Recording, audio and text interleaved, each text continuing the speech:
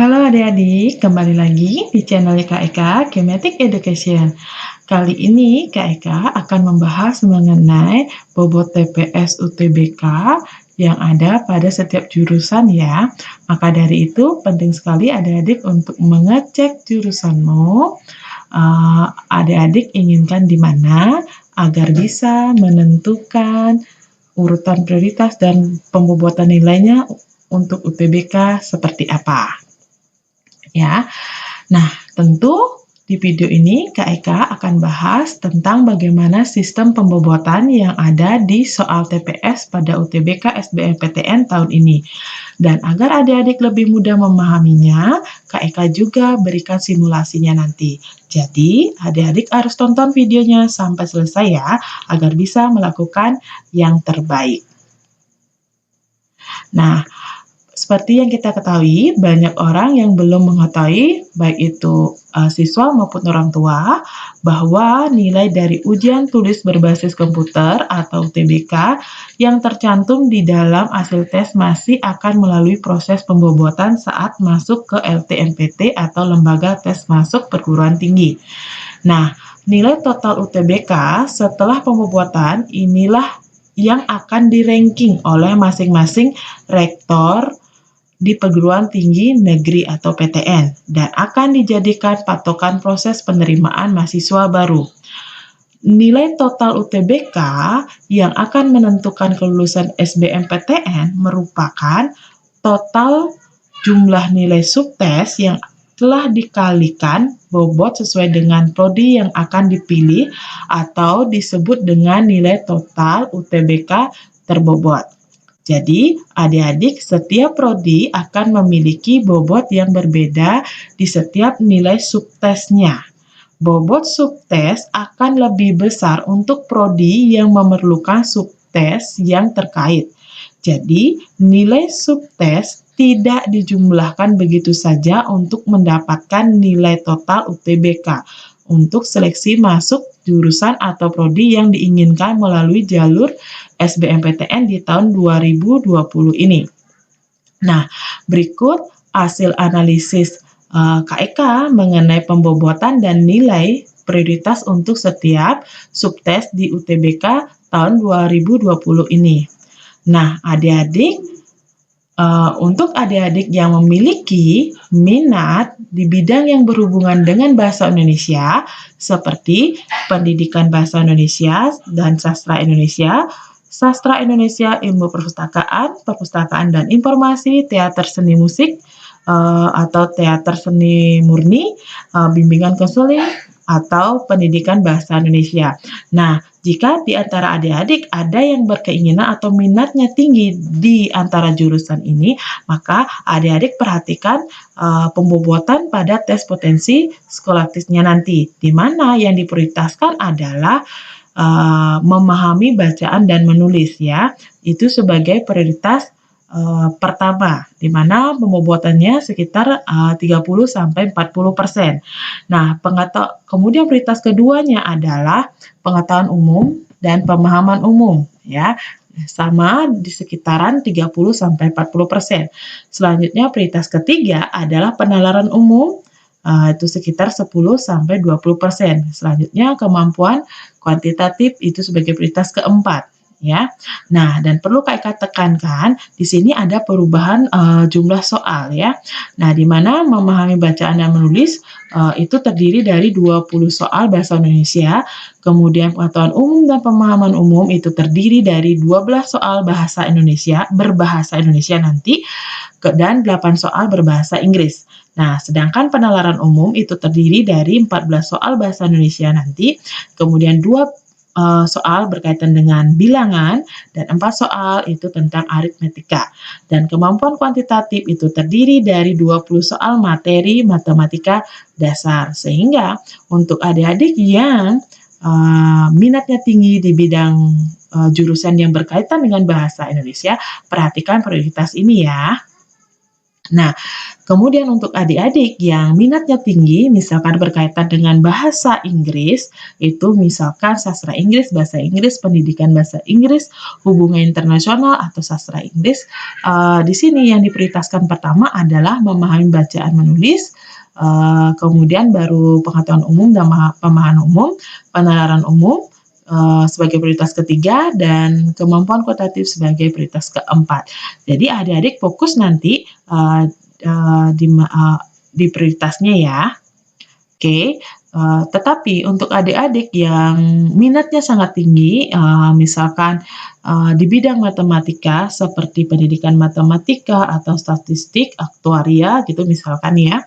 Jadi prioritasnya pembobotnya akan berbeda, di mana yang jurus-jurusnya yang berkaitan dengan bidang matematika ini, itu prioritas pertamanya adalah di penalaran umum, kemudian kemampuan kuantitatif, selanjutnya adalah memahami pengetahuan umum dan pemahaman umum sebagai prioritas 3, dan baru dilanjutkan memahami bacaan dan menulis ya, untuk pembobotannya. Kemudian tetapi, untuk adik-adik yang minatnya itu berkecimpung atau berkaitan dengan sosiologi, seperti jurusan ini, antropologi, sosiologi, pendidikan sosiologi, ilmu hukum, ilmu politik, jurnalistik, TV dan perfilman, hubungan masyarakat, manajemen komunikasi, ilmu pemerintahan, ilmu politik, atau PPKN, maka prioritasnya akan berbeda untuk di pembobotan subtes soal TPS-nya, di mana prioritas yang pertama adalah di memahami bacaan dan menulis seperti ini, ya.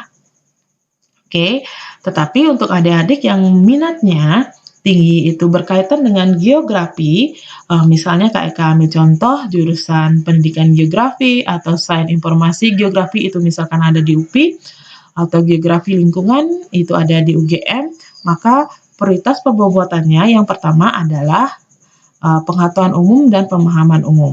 Baru dilanjutkan memahami bacaan dan penulis sebagai prioritas kedua. Dan ketiga ada kemampuan kualitatif, dan keempat adalah penalaran umum. Oke. Nah, tetapi adik-adik yang ingin, misalkan anak IPA lintas jurusan, misalkan memilih ekonomi yang berkecimpung dunia ekonomi atau akuntansi, atau bahkan anak-anak soshum ya atau SMK, seandainya nanti memilih atau minat kalian ingin memilih salah satu jurusan ini, misalkan akuntansi, ekonomi pembangunan, manajemen, atau berkaitan seperti jurusan ini, maka adik-adik harus perhatikan prioritas pembobotan subtes di TPS-nya, di mana yang prioritas pertama adalah pengetahuan umum dan pemahaman umum, dan prioritas kedua adalah kemampuan kuantitatif. Kemudian prioritas ketiga adalah memahami bacaan dan menulis, dan prioritas keempat penalaran umum.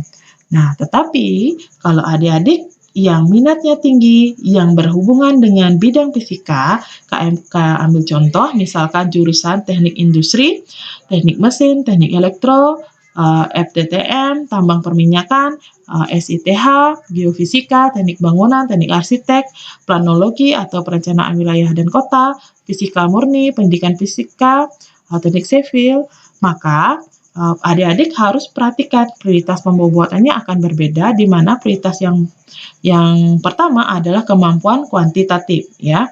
Kemudian prioritas keduanya adalah penalaran umum, prioritas ketiga pengetahuan umum dan pemahaman umum, dan prioritas keempat baru memahami bacaan dan menulis seperti ini ya. Tetapi kalau adik-adik yang minatnya tinggi berkaitan dengan kimia, misalkan kimia murni, teknik kimia, pendidikan kimia, agroteknologi, agrobisnis, atau berkaitan dengan jurusan-jurusan ini, maka prioritas pertamanya adalah penalaran umum. Baru prioritas keduanya adalah kemampuan kuantitatif. Nah, prioritas ketiga pengetahuan umum dan pemahaman umum, baru memahami bacaan dan menulis. Tetapi kalau adik-adik ternyata minatnya yang tinggi itu adalah yang berkaitan dengan biologi, misalkan jurusannya adalah pendidikan dokter, farmasi, kedokteran, dokter gigi, dokter hewan, keperawatan, ilmu gizi, mikrobiologi pertanian misalnya, biologi murni atau pendidikan biologi nanti, maka prioritasnya yang pertama adalah penalaran umum, kemudian kemampuan kuantitatif sebagai prioritas kedua pembobotannya, Baru memahami bacaan dan menulis sebagai prioritas ketiga, pengetahuan umum dan pemahaman umum prioritas keempat, ya. Jadi, jika adik-adik sudah mengetahui pembobotan itu terbesar di prioritas mana, yang adik-adik sesuaikan nanti dengan jurusan yang adik-adik pilih, maka tentu adik-adik akan tepat mengatur strategi pembelajaran yang adik-adik lakukan di rumah. Jadi, adik-adik silahkan mencari berbagai sumber soal-soal atau mengikuti tryout untuk mengasah kemampuan adik-adik. Nah, untuk selanjutnya, biar adik-adik lebih memahami mengenai hubungan pembobotan ini terkait dengan prioritas jurusan yang adik-adik pilih nanti, kenapa nilainya bisa berbeda atau ada total nilai UTBK setelah dikalikan dengan pembobotan, Kak Eka akan buatkan simulasinya, ini menurut analisis Kak Eka sendiri ya. Mungkin adik-adik bisa sebagai acuan atau patokan nanti untuk melihat peluang-peluang adik-adik setiap tryout. Nah, sebelumnya di sini Kak Eka sepakati dulu untuk penulisannya agar mempermudahkan nanti kita untuk membahasakannya. Nah, di sini Kak Eka singkat penalaran umum dengan PU, kemudian pemahaman membaca dan menulis itu PMB, pengetahuan umum dan pemahaman umum PPU, dan pengetahuan kuantitatif itu PK. Nah, simulasi yang Kak Eka buat di sini seandainya atau misalkan ada siswa A ternyata memiliki nilai di mana masing-masing subtesnya adalah nilai PMB-nya 670, PPU-nya 800, PU-nya 630, kemudian PK-nya 650. Setelah nilainya ini dirata-ratakan, diperoleh nilai akhirnya 687,5. Nah, siswa A ini ingin mencari pendidikan dokter. Nah, seperti yang Kak jelaskan tadi, pembobotan prioritas untuk pendidikan dokter itu adalah yang paling prioritas pertama adalah penalaran umum atau PU. Setelah itu, prioritas kedua adalah PK. Nah, setelah nilai ini nanti dikalikan dengan bobotnya, maka akan terjadi perubahan nilai ya. Dan kalau di sini pembobotannya kita misalkan Kak ambil 35% ya, maka PU-nya dari 630 ini akan menjadi 220,5. Nah, setelah dijumlahkan ini akan ketemu 668,5. Nah, disinilah akan terlihat terjadi perbedaan di mana setelah nilai subtes tersebut dikalikan bobotnya, maka akan mengalami atau dapat menjadi lebih rendah. Nah, nilai inilah yang akan di-ranking oleh masing-masing PTN sesuai dengan PTN yang adik-adik tujukan atau yang adik-adik inginkan ya. Nah, tetapi seandainya ya siswa A ini mengganti pilihannya disesuaikan dengan nilainya, di mana di sini kalau kita perhatikan nilainya yang paling tinggi adalah PMB dan PPU, apalagi PPU-nya sangat tinggi sekali yaitu 800 ya. Nah, coba adik-adik kembali lagi sesuai dengan penjelasan Kak Eka tadi ya, di mana sebagai jurusan-jurusan apa saja sih yang memprioritaskan PPU sebagai prioritas pertama ya, PPU dan PMB sebagai prioritas pertama dan kedua. Nah, dan di sini seandainya siswa A ini mengganti misalkan gitu ya, mengganti pendidikan dokternya dengan ilmu hukum gitu ya, karena sebagian besar jurusan-jurusan yang berkaitan dengan sosiologi atau bidang-bidang IPS, misalkan ilmu hukum itu prioritas bobot yang paling tinggi adalah PPU dan PMB. Adik-adik bisa lihat lagi kembali videonya Kak Eka. Ya, di sini akan terjadi perbedaan nilai. Bahkan nilainya setelah dikalikan dengan pembobotannya akan lebih besar atau menjadi lebih tinggi. Nah, tentu kalau uh,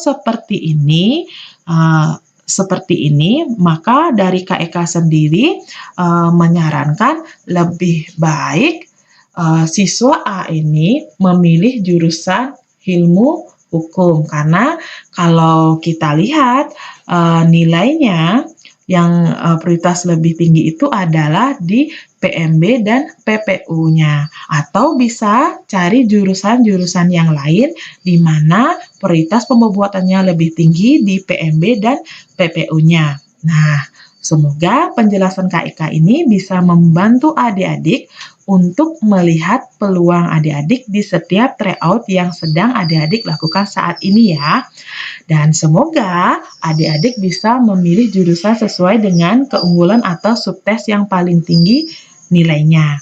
Nah, bagi adik-adik yang masih bingung atau ingin konsultasi dengan KEK, bisa langsung komen di bawah ya. Nanti KEK pasti akan balas satu persatu. Oke, so good luck buat adik-adik semua dan terima kasih. Bye-bye.